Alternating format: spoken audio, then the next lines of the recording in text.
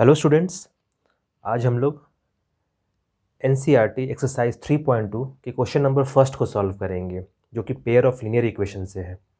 तो question number first में जो है प्रॉब्लम कहता है कि सब्स्टिट्यूशन मेथड से पेयर ऑफ लीनियर इक्वेशन को सॉल्व करना है। सब्स्टिट्यूशन मेथड से तो सबसे फर्स्ट प्रॉब्लम पहले देखते हैं। फर्स्ट प्रॉब्लम में कहा गया है कि x plus Y equals to 14 and x minus y equals to 4। तो given pair of linear equation को हम लोगों को सब्स्टिट्यूशन मेथड से सॉल्व करना है। सब्स्टिट्यूशन मेथड का मतलब होता है सब्स्टिट्यूट करना, एक का वैल्यू दूसरे इक्वेशन में पुट करना। जैसे x plus Y equals to 14 given है और x minus Y equals to 4 given है, तो किसी एक x का वैल्यू या किसी एक y का वैल्यू सेकेंड इक्वेशन में पुट करके हम लोग सॉल्व करेंगे। जैसे आगे बढ़ते हैं पहले तो समझ में आएगा। सपोज ये इक्वेशन नंबर 1 है और इसको इक्वेशन नंबर 2 मान लेते हैं। अब इक्वेशन नंबर 1 से हम लोग लिख सकते हैं x plus Y equals to 14 and x equals to 14 minus Y. इस इक्वेशन से x plus Y equals to 14 से हम लोग लिख सकते हैं कि x का वैल्यू कितना होगा 14 माइनस 1। इसको 1 डैश मान लेते हैं, 1 से आया है इसलिए इसको 1 डैश मान लेते हैं। अब सब्स्टिट्यूशन का मतलब होता है कि अब x के बदले क्या पुट कर सकते हैं 14 माइनस वाई, क्योंकि x का वैल्यू ही तो है 14 माइनस वाई। अब कहाँ पुट करेंगे? इक्वेशन नंबर 2 में। तो इक्वेशन नंबर 2 में रखने पे क्या हो जाएगा 14 माइनस वाई इक्वल्स टू 4। अब फायदा क्या होता है सब्स्टिट्यूशन मेथड का कि एक ऐसा इक्वेशन मिल जाएगा जिसमें केवल एक वेरिएबल होगा और सिंगल वेरिएबल को सॉल्व करना बड़ा आसान होता है। अब सॉल्व कर सकते हैं इसको, 14 को उधर ले जाते हैं तो यहाँ लिख सकते हैं -2y और 4 माइनस 14 कितना हो जाएगा -10। तो y इक्वल्स टू 5।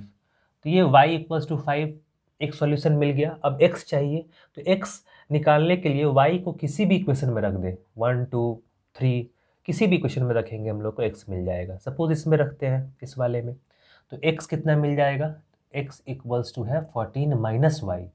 तो 14 माइनस वाई का वैल्यू कितना रख देंगे, x कितना मिल जाएगा 9। तो सब्स्टिट्यूशन मेथड का मतलब होता है कि एक वैल्यू हम लोग, जैसे सपोज कोई स्टूडेंट है ना कि x plus Y equals to 14 से चलता आगे बढ़ता और ये y निकालता, y इक्वल्स टू क्या लिखता 14 माइनस एक्स, और इस y का वैल्यू किस में पुट करता इस वाले इक्वेशन में, तो वो भी सही होता और उससे भी सेम रिजल्ट मिलता। तो सब्स्टिट्यूशन का मतलब ही होता है कि एक वैल्यू दूसरे में पुट करना। सब्स्टिट्यूट का मतलब होता है पुट करना। तो x plus Y equals to 14 जो है लीनियर इक्वेशन गिवन है और x minus Y equals to 4 ये दूसरा लीनियर इक्वेशन दिया गया है। तो x और y को सॉल्व करना है, यानी x और y का क्या वैल्यू होगा यहाँ पे सॉल्व करने का मतलब यही होता है। तो किसी एक इक्वेशन को लेके हम लोग आगे बढ़े। सपोज फर्स्ट इक्वेशन को लिए x plus Y equals to 14 लिखे, यहाँ से हम x को लेके आगे बढ़े तो क्या लिखेंगे 14 माइनस वाई। अब x का वैल्यू कितना हो गया 14 माइनस वाई। अब इसको पुट कर सकते हैं सेकेंड इक्वेशन में, क्योंकि यहाँ जो x है वही x यहाँ भी है, यहाँ जो y है वही यहाँ y है, तो किसी को किसी के जगह पे भी लिख सकते हैं, कोई फर्क नहीं पड़ेगा। तो यहाँ पे जब x का वैल्यू क्या लिख सकते हैं 14 माइनस वाई, तो फायदा ये हुआ कि अब ये लीनियर इक्वेशन सिंगल वेरिएबल में रिड्यूस हो गया। पहले डबल वेरिएबल था दोनों में तो सॉल्व नहीं कर पा रहे थे, अब सिंगल वेरिएबल में जब चेंज कर लिए तो आसानी से सॉल्व कर पाए। तो y का वैल्यू कितना हो गया 5 और x का वैल्यू 9। तो इस प्रॉब्लम में ध्यान से देखने पे पता चलता है कि साइमल्टेनियस लीनियर इक्वेशन है। कहने का मतलब होता है कि एक ही समय में ये x इक्वल्स टू 9 और y इक्वल्स टू 5 दोनों को सेटिस्फाई करेगा। कैसे? तो अगर 9 प्लस 5 रखे तो क्या मिलेगा 14 और 9 माइनस 5 करे तो क्या मिलेगा 4।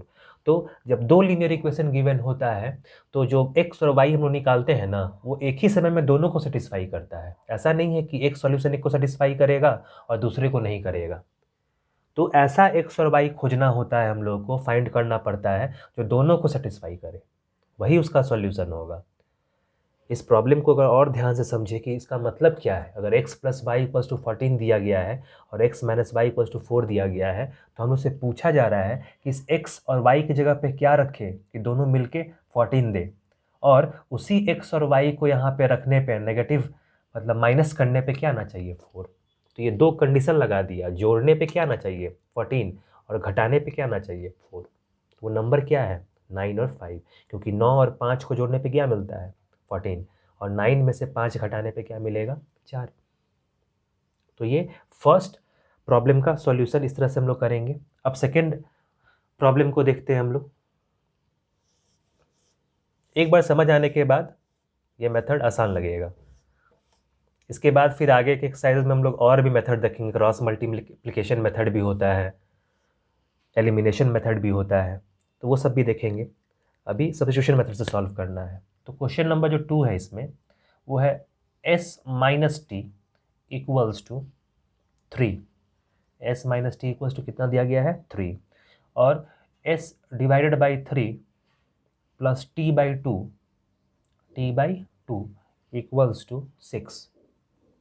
तो अब यहाँ देखने पे पता चल रहा है कि वेरिएबल चेंज हो गया। हमेशा एक्स और वाई में ही रहे क्वेश्चन जरूरी नहीं है, कुछ भी वेरिएबल हो सकता है, A B C D, alphabets में जो भी हम लोग जानते हैं 26 लेटर्स, उसमें कुछ भी यूज़ कर सकते हैं। जैसे अब यहाँ क्या यूज़ कर दिया एस और टी, तो पी और क्यू भी यूज़ किया जा सकता है, कुछ भी। बस इसको ऐसे एक्स और वाई को सॉल्व करते हैं, वैसे ही इसको भी सॉल्व करेंगे। यहाँ एस और टी निकालेंगे क्या होगा, ठीक है। तो ये pair of linear equation given है, यानी एस और टी ढूंढना है हम लोगों को कि यहाँ s में से t घटाने पे क्या मिले 3, और यहाँ दोनों पे रखने पे क्या मिले 6। तो प्रोसीड करते हैं इसको। पहले इसको थोड़ा सॉल्व कर लेते हैं एलसीएम वगैरह लेके, ताकि इक्वेशन के फॉर्म में नजर आए। इसको और फर्दर सॉल्व करेंगे तो एलसीएम क्या लेंगे 6, और ये कितना हो जाएगा 2s plus 3t equals to 6, ऐसा लिख सकते हैं। अब फर्दर इसको क्या लिखेंगे 2s plus 3t equals to 36। तो ये सेकेंड इक्वेशन मान लेते हैं और इसको इक्वेशन नंबर 1 मान लेते हैं। एक लीनियर इक्वेशन दिखाई पड़ा है इस तरह से, तो पुट करने में आसानी होगा। अब यहाँ से आगे बढ़ते हैं s माइनस 2 इक्वल्स टू 3 से। जो छोटा इक्वेशन दिखाई दे हमेशा उससे आगे बढ़ना चाहिए ताकि पुट करने में आसानी हो। तो s माइनस टी से जब आगे बढ़ेंगे तो s इक्वल्स टू लिख सकते हैं ना 3 plus T. s equals to क्या लिखेंगे 3, और t को उधर भेज दिए 3 प्लस टी हो गया। तो ये हो गया इक्वेशन नंबर 1 डैश, क्योंकि 1 से आया है तो इसको 1 प्राइम मान सकते हैं, 1 डैश बोल सकते हैं। अब इसे इसको कहाँ पुट करना है सेकेंड वाले इक्वेशन में, तो यहाँ पुट करना होगा। तो ये कैसे लिख सकते हैं 2 times 3 plus T plus 3t equals to कितना दे रहा है 36। अब एक सिंगल वेरिएबल का लीनियर इक्वेशन मिल गया। अब सॉल्व तो कर सकते हैं, कोई भी स्टूडेंट सॉल्व कर सकता है इसको। इसको क्या लिखेंगे 3 2 6, और ये हो जाएगा 2t plus 3t equals to 36, ऐसा होगा। और फिर इसको क्या लिखेंगे 6 plus 3 plus 2 5t equals to 36, and 5t equals to 36 minus 6 that is equals to 30। तो ये 5t का वैल्यू इतना आ गया, तो t का वैल्यू कितना हो जाएगा 30 डिवाइड बाई 5 दैट इज 6। तो t का वैल्यू कितना आ गया 6। अब t का वैल्यू आ गया है 6। अब हम लोगों को क्या रखना होगा, t को किसी भी इक्वेशन में रख देना होगा, चाहे 1 डैश में रखें, चाहे 2 में रखें, चाहे 1 में रखें, तो वो s का वैल्यू बताएगा। मान लो 1 डैश में रखते हैं तो s के जगह पे क्या लिखेंगे 3 प्लस टी, और t का वैल्यू कितना है 6, तो 3 plus 6 that is equals to 9। तो s का वैल्यू कितना आ गया 9। अब चेक करने के लिए हम लोग इसको देख सकते हैं इस तरह से कि ये जो रिजल्ट निकाले हैं सही है या नहीं। ये जांचने के लिए हम लोग अभी प्रीवियस क्वेश्चन में देखे थे कि एक ही समय में दोनों को सेटिस्फाई करना चाहिए, फर्स्ट को भी और सेकंड को भी। तो अब रख के देखते हैं, एस का वैल्यू कितना है 9 और इसका वैल्यू 6 है, तो 9 में से 6 घटाएंगे तो क्या मिलना चाहिए 3, सही बात है। और यहाँ पे जब रखेंगे 2 इंटू 9, 9 इंटू 2 कितना होगा 18, प्लस 3 इंटू 6 18, 18 प्लस 18 कितना होता है 36, तो बिल्कुल सही आंसर है। तो सब्स्टिट्यूशन मेथड का ये फ़ायदा है कि हम लोग आसानी से लीनियर इक्वेशन सॉल्व करके उसके वैल्यूज़ को निकाल सकते हैं। तो ये सेकेंड प्रॉब्लम का सॉल्यूशन हुआ। अब थर्ड वाले प्रॉब्लम पे चलते हैं।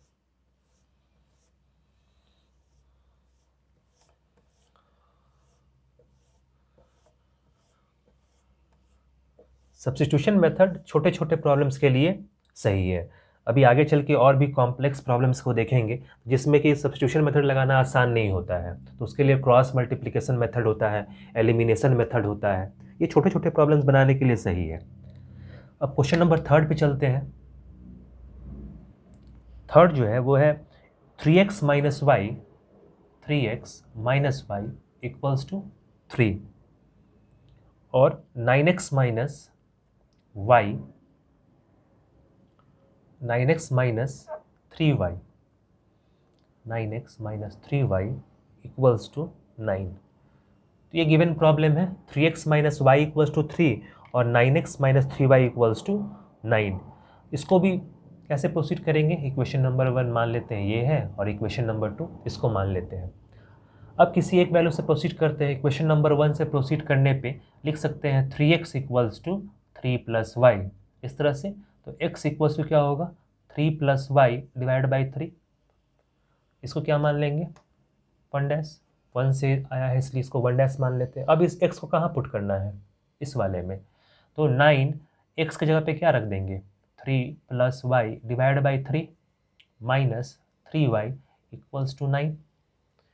इस 3 से 3 टाइम्स से कैंसिल हो जाएगा। अब मल्टीप्लाई करेंगे तो क्या मिलेगा, 9 plus 3y minus 3y equals to 9, ऐसा होगा। तो ये कैंसिल आउट हो गया, 9 equals to 9।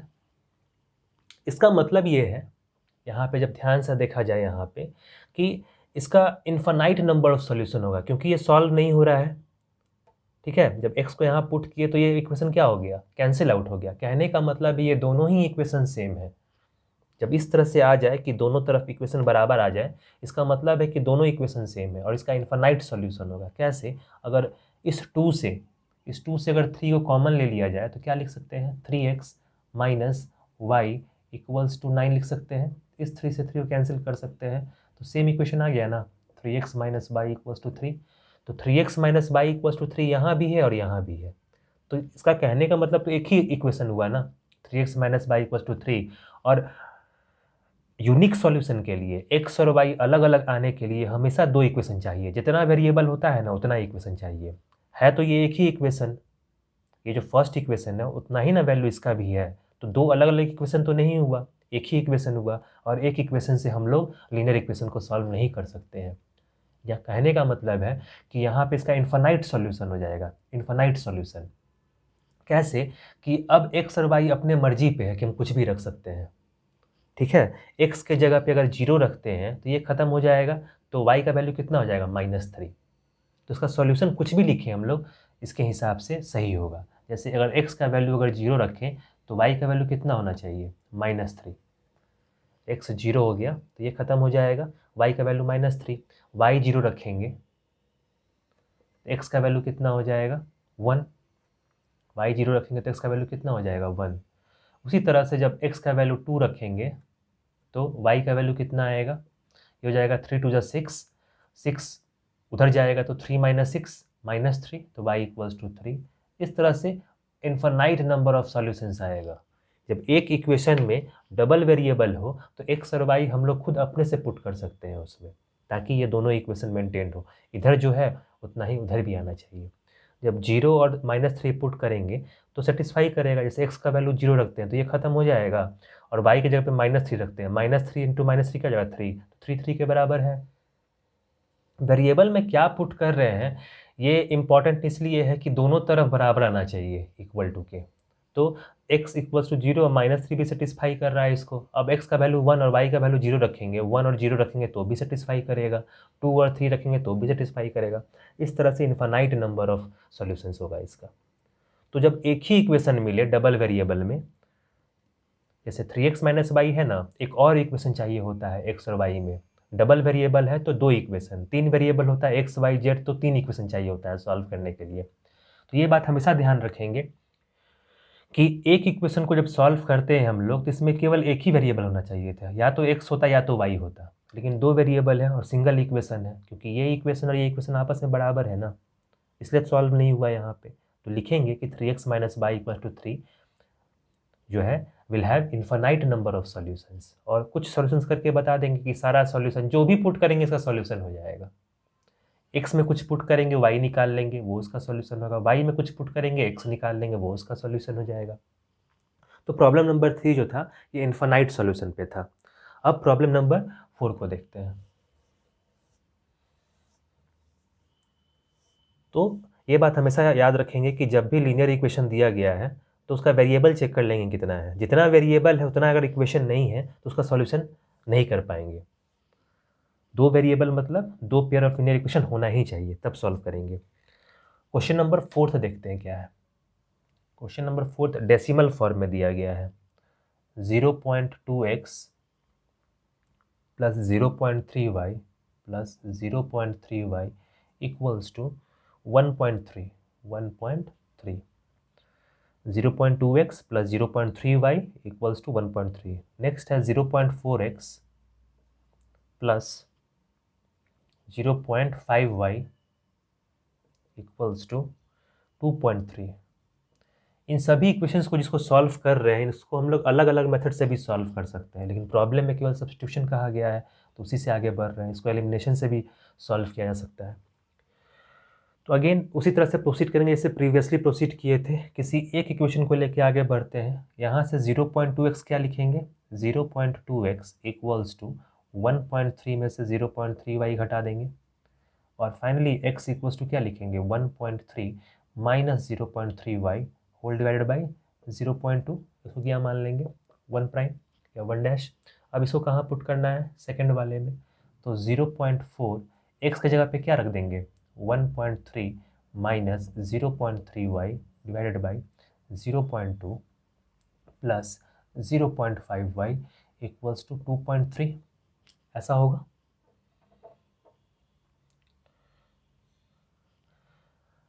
Zero point two से ये कैंसिल होगा इस तरह से,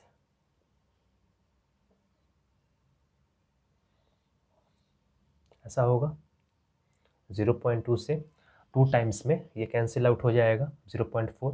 अब मल्टीप्लाई कर लेते हैं इसको 1.3 इंटू 2, ये हो जाएगा 3 to 6 2.6 minus 0.3 into 2 that is 0.6y plus 0.5y equals to 2.3। इसको अच्छे से चेक करते जाना है क्योंकि डेसिमल में थोड़ा मल्टीप्लाई और सब्ट्रैक्ट करने में प्रॉब्लम होता है किसी को भी। तो यहाँ पे जब सब्ट्रैक्ट करेंगे तो 0.6y में से 0.5y घटाएंगे तो कितना हो जाएगा -0.1y इक्वल्स टू 2.3 में से माइनस करना है 2.6 को, तो -0.1y इक्वल्स टू ये माइनस कितना हो जाएगा 0.3। ऐसा होगा। 2.3 में अगर 0.3 ऐड करेंगे तब तो 2.6 मिलेगा।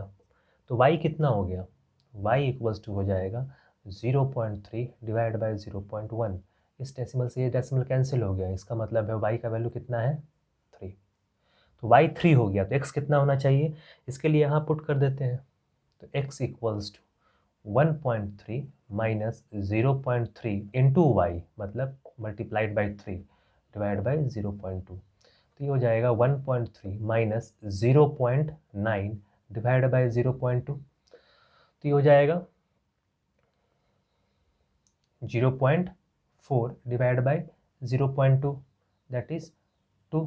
तो x का वैल्यू कितना हो गया 2। तो इसको ध्यान से अगर एकदम ध्यान से किया जाए तो सॉल्व कर पाएंगे आसानी से। जैसे 1.3 में से 0.9 घटाया तो कितना आया 0.4 आया, 0.4 डिवाइड बाई 0.22, इसका मतलब डेसिमल कैंसिल हो गया। तो 2 से 2 टाइम्स से कैंसिल आउट हो जाएगा। तो x का वैल्यू कितना आया 2, y का वैल्यू 3। और फर्दर चेक करने के लिए ये वैल्यू सही है या नहीं, x को और y को यहाँ दोनों में रख के देखेंगे सेम आ रहा है या नहीं। दोनों में रखने पे कितना आना चाहिए 1.3 और 2.3। तो इस हिसाब से हम लोग बता पाएंगे कि ये दोनों रिजल्ट जो है सही है। अब क्वेश्चन नंबर 5 पे चलते हैं।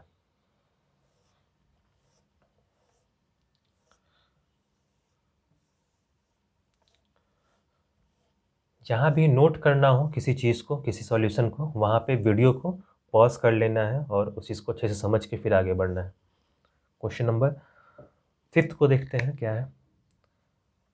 रूट 2x, अब रूट का प्रॉब्लम है अब, plus √3y equals to 0। And second equation जो है वो है √3x minus √8y equals to 0। अब इसको सॉल्व करना है। √2x plus √3y equals to 0 और √3x minus √8y equals to 0। तो इसको सॉल्व करने के लिए अगेन इक्वेशन नंबर 1 मान लेते हैं और इसको इक्वेशन नंबर 2 मानते हैं। फर्स्ट से आगे बढ़ेंगे तो लिखेंगे √2 times x equals to minus √3 times y। अब यहाँ कोई कांस्टेंट नहीं है तो ज़्यादा दिक्कत नहीं होगा। x इक्वल्स टू क्या लिखेंगे, minus of √3y divided by √2, ऐसा लिखेंगे। इसको क्या मान लेते हैं, इक्वेशन नंबर 1 इस पे टोटल पे भी रूट चढ़ा सकते थे, √√3/2 और बगल में y लिख देते, लेकिन फ़र्क नहीं पड़ता है। यहाँ ज़्यादा आसान होगा जब ऐसे पुट करेंगे तो। अब इसको कहाँ पुट करना है, x में, यहाँ पे सेकंड वाले में, तो वहाँ पुट करते हैं। √3 टाइम्स x की जगह पे क्या रखना है, minus √3y divide by √2 minus √8y equals to 0, ऐसा लिख सकते हैं। अब √3 इंटू √3 क्या हो जाएगा, 3y divide by √2 minus √8y equals to 0, ऐसा लिख सकते हैं। अब क्या करना है हम लोगों को कि एलसीएम ले लेते हैं। जब एलसीएम लेंगे तो क्या लिखेंगे, √2 minus 3y minus √2 into √8y equals to 0। ये √2 √8 से मल्टीप्लाई होगा इक्वल्स टू 0, और फिर फर्दर √2 किससे मल्टीप्लाई होगा, 0 से, तो ख़त्म हो जाएगा वो। अब बस ऊपर का टर्म्स बचेगा। ऊपर का टर्म्स को क्या लिखेंगे, minus 3y minus √2 multiplied by √8y equals to 0। अब यहाँ √8 को चेंज कर देते हैं। कारण क्या है कि √2 यहाँ पे है, डायरेक्टली भी लिखा जा सकता है मल्टीप्लाई करके, लेकिन चेंज कर देंगे तो आसान होगा, क्योंकि √8 को हम लोग 2√2 लिखते हैं, ऐसे लिखते हैं ना, 8 है तो 2 4 ज़ा 8, 2 2 ज़ा 4, तो 2√2 लिख सकते हैं ना इसको, 2√2। बस वही चीज़ करने जा रहे हैं। तो यहाँ लिखेंगे minus 3y minus √2 into 2√2y equals to 0। फ़ायदा क्या हुआ, ये √2 से मल्टीप्लाई हो जाएगा, ठीक है। अब कोई बच्चा डायरेक्टली मल्टीप्लाई करके लिखता है, उसको सॉल्व करने में दिक्कत होता, रूट के टर्म्स में ही आंसर आता। यहाँ पे क्या होगा कि रूट हट जाएगा, माइनस 3y माइनस 2, और ये √2 इंटू √2 कितना हो जाएगा, 2, तो 2 इंटू 2 कितना हो जाएगा, 4y इक्वल्स टू 0। तो ये कितना हो जाएगा, माइनस 7y इक्वल्स टू 0। तो y equals to 0। 0 divide by minus 7 क्या होगा, 0। जब y 0 होगा तब x में पुट कर लेते हैं यहाँ पे, तो x भी क्या होगा, 0।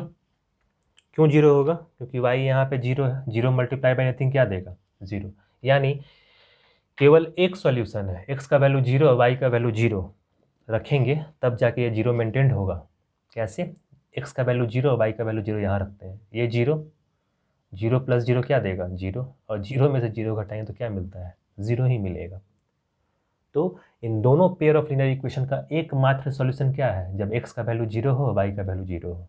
तो जब रखेंगे तो ये भी सेटिस्फाई हो जाएगा, ये भी सेटिस्फाई हो जाएगा। तो इस चीज़ को थोड़ा ध्यान से समझ लेना, इस बात को डायरेक्टली मल्टीप्लाई नहीं करेंगे। अगर ये √3 होता तो मल्टीप्लाई कर लेते, लेकिन ये √2 है, तो इतना दिमाग में आना चाहिए कि √8 को 2√2 लिख सकते हैं ताकि मल्टीप्लाई कर पाए। कहीं पे भी, जरूरी नहीं है यहाँ, कहीं पर भी यूज़ हो, जब मल्टीप्लाई करना हो तो रूट वाले टर्म को पहले ब्रेक कर लेते हैं ताकि उसको आसान बना पाए। अब लास्ट प्रॉब्लम देखते हैं इसमें, क्वेश्चन नंबर 6 को। तो ये मेथड आसान है, एक बार समझ में आ जाए तो फिर कोई प्रॉब्लम नहीं होगा सॉल्व करने में। तो क्वेश्चन नंबर 6 जो है वो भी सिंपल है, बस फ्रैक्शन के फॉर्म में दिया गया है उसको। तो प्रॉब्लम नंबर 6 जो है 3x/2, problem 6 3x/2 minus 5y/3 5y/3 equals to minus of 2, ये दिया गया है। और सेकेंड जो इक्वेशन दिया गया है वो दिया गया है फ्रैक्शन के फॉर्म में x/3 plus y/2 equals to 13/6। तो जब भी फ्रैक्शन का सवाल मिले तो पहले एलसीएम लेके उसको सॉल्व कर लेना है, ठीक है। इसको इतना बड़ा लेके नहीं चलना है, उसको पहले ही सॉल्व कर लेना है। तो इसको अभी इक्वेशन 1 और 2 नहीं मानते हैं, पहले इसको सॉल्व करके छोटा कर लेते हैं। फर्स्ट इक्वेशन को जब सॉल्व करेंगे तो एलसीएम कितना लेना होगा, 6, 3 2 6, 3 3 9x minus 10y equals to कितना आ जाएगा, -2, और फिर 6 से मल्टीप्लाई कर देंगे तो फर्स्ट इक्वेशन क्या मिला, 9x minus 10y equals to -12। अब इसको इक्वेशन नंबर 1 मान लेते हैं, ठीक है। अब उसी तरह से इक्वेशन नंबर 2 पे आते हैं। इसको कैसे फाइंड करेंगे, अगेन एलसीएम कितना होगा, 6, 2x plus 3y equals to 13/6। इस 6 से ये कैंसिल हो गया तो इक्वेशन नंबर 2 भी मिल गया हम लोग को, 2x plus 3y equals to 13। ये इक्वेशन नंबर 2। अब 2 इक्वेशन मिल गया है, फिर से वैसे ही प्रोसीड करना है। अब यहाँ से प्रोसीड करते हैं या फिर यहाँ से प्रोसीड करते हैं, कहीं से भी, ये छोटा लग रहा है तो यहाँ से प्रोसीड करते हैं। तो 2x plus 3y equals to कितना है, 13। तो 2x इक्वल्स टू क्या लिख सकते हैं, 13 माइनस 3y, और x equals to 13 minus 3y divide by 2 लिखेंगे। इसको क्या मान लेंगे, 2 डैश, क्योंकि 2 से आया है। इसको कहाँ पुट करेंगे, फर्स्ट में, जिससे निकाले हैं उसमें नहीं पुट करना है, अपोजिट वाले में, तो इसमें पुट करेंगे। तो 9 टाइम्स x की जगह पे क्या रखेंगे, 13 minus 3y divide by 2 minus 10 of y equals to -12। अब इसको सॉल्व कर लेंगे। 13 इंटू 9 कितना हो जाएगा, 9 3 जा 27 to 117 minus 27y divide by 2 minus 10y equals to -12। ऐसा होगा। अब एलसीएम तो लेना ही होगा 2 को, तो अब फर्दर पूरे पे 2 एलसीएम ले लेते हैं। तो ये हो जाएगा 117 minus 27y minus 20y equals to -12, ऐसा लिखेंगे। अब इसको 2 से मल्टीप्लाई कर देते हैं लास्ट स्टेप में, तो हो जाएगा 117 माइनस 27y और -20 को जोड़ लेते हैं तो ये कितना हो जाएगा, 7, और ये हो जाएगा 47, तो -47, और -12 इंटू 2 कितना हो जाएगा, -24। ऐसा होगा। इस -47y को इधर रहने देते हैं और 17 को उधर भेज देते हैं, तो हो जाएगा -47y इक्वल्स टू -24 माइनस 117। ऐसा होगा। अब नेक्स्ट स्टेप में क्या लिखेंगे, इसको